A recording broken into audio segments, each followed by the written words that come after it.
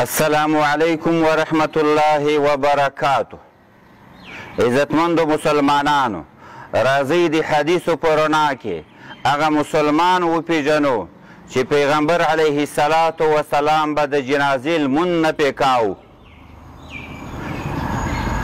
نبی علیه الصلاة وسلام نه یو حدیث روایت ده. حضرت سلمه ابن اکوع فرمایي و یو ځل نبی علیه الصلاة وسلام ناس و جنازه راغله، نو ملګرو صحابو رسول الله ته وفرمیل چې جنازې مونځ پې وکړه. نبی علیه السلام پوښتنه وکړه و یا رسول الله، ای ملګرو د دوی څه پیسې شته؟ ده باندې خو به د چا قرض نه وي، څه میراث یې پرېښی ده؟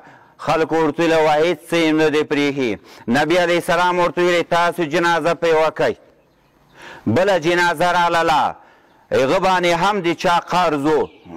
نبی علیه السلام ورته ویلې صلی علی صاحبکم، ای ملګرو په خپل ملګري باندې جنازه وکئ. یعنې چا باندې به چې قرض و رسول الله صلی الله علیه وسلم به جنازه نه پې کوله.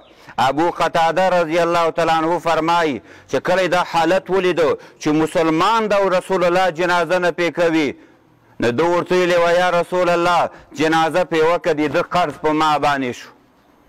دغه شان بل حدیث کې راځي د مسلم روایت ته، نبی علیه الصلاة وسلام ته جنازه راغله، نو یو صحابي ورته ویلې و یا رسول الله جنازه پې وکړه. پوښتنه یې وکړه د چا خو به قرض نه یې پې میراث یې پرېښی ده که نه؟ چې کله ورته معلومه شوه چې په ده باندې قرض ده، واپس شو بیرته وایي تاسې جنازه پې وکئ، زه باندې زه جنازه نه کومه. حضرت علي کرم الله وجهه څلورم خلیفه د اسلام، هغه ورته وایي یا رسول الله صلی علیه، ته جنازې مونځ پې وکړه، د ده قرض په ما باندې شو، زه به یې قرض ورکوم. نو محترمو، تاسې ته معلومه ده چې په هر مسلمان باندې یو د الله حق ده، یو د بنده حق ده. الله جل جلاله خپل حقوق بنده ته معاف کوي او که نه معاف کوي، هغه د الله کار ده. خو که یو بنده باندې یو مسلمان باندې ډیر نیک سړی هم وي، د بنده حق وي، یوه روپۍ قرض هم پې وي او څوک یې ذمهواري وانخلي، یو عذاب خو دا و چې رسول الله صلی الله علیه وسلم به جنازه نه پې کوله.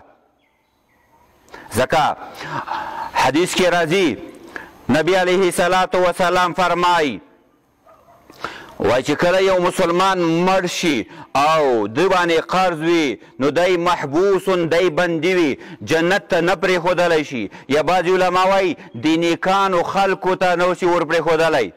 بل حدیث کې راځي رسول الله فرمایي نفسه معلقة بالدین، هغه مسلمان چې مړ شي او د باندې قرض وي، نو د ده دا روح تړلی شوی وي، نه جنت ته پرېښودلی شي او نه د نیکانو خلکو ملګرتیا ته ور پرېښودلی شي.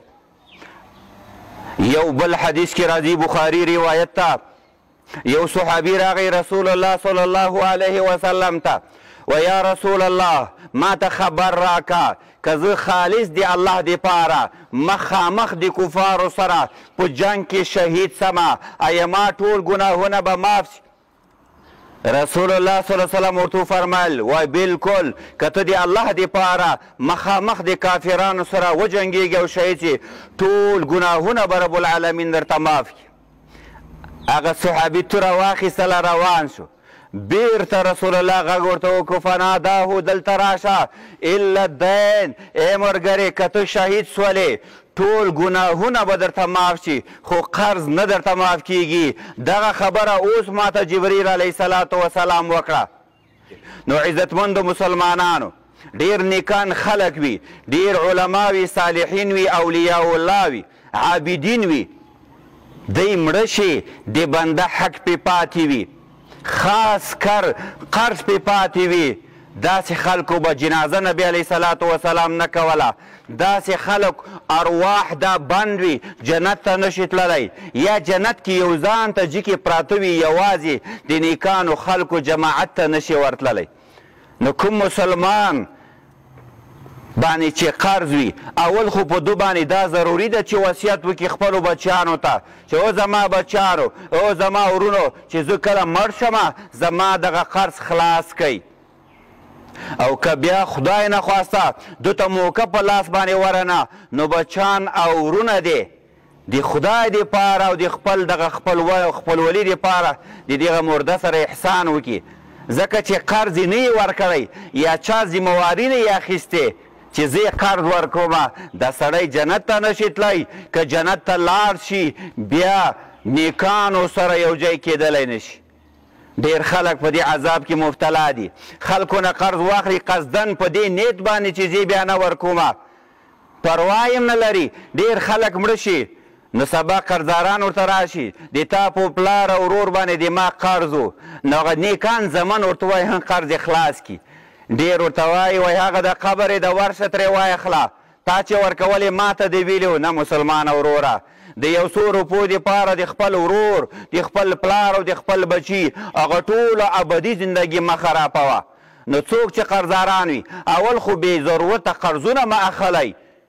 ډېر خلک دا خبره کوي وایي قرض واخلم بیرته الله توفیق نه راکوي. حدیث کې راځي رسول الله فرمایي چا چې قرض واخیست او د ده اراده ده چې زه دا قرض ادا کړم، الله رب العالمین خامخا توفیق ورکوي. نو د چا چې قرض نه خلاصېږي پوه شه چې مسلمانه ای وروره د تا اراده نشته، ته اراده وکړه، عزم وکړه، قصد وکړه، انشاءالله تعالی الله رب العالمین به تا ته توفیق درکوي. او بیا چې مریض شې پوهېږي چې اخر وخت مې ده نو خامخا د قرض خلاصولو وصیت وکړه. که تا وصیت ونه کړو ای وروره ای زویه ای وارثه هغه څوک چې ته پاتې د خپل ورور سره احسان وکړه، ځکه د داسې خلکو به رسول الله جنازه نه کوله. الله رب العالمین دې مونږ ته توفیق راکړي چې څومره حقوق العباد دي د بندګانو حقوق ادا کړو، ځکه د دې بخښنه خدای جل جلاله نشي کولی. بیا خاص کر د قرض په معامله کې الله رب العالمین د توفیق راکړي چې خپل قرضونه ادا کړو. وصلی الله تعالی علی خیر خلقه محمد و آله و اصحابه اجمعین.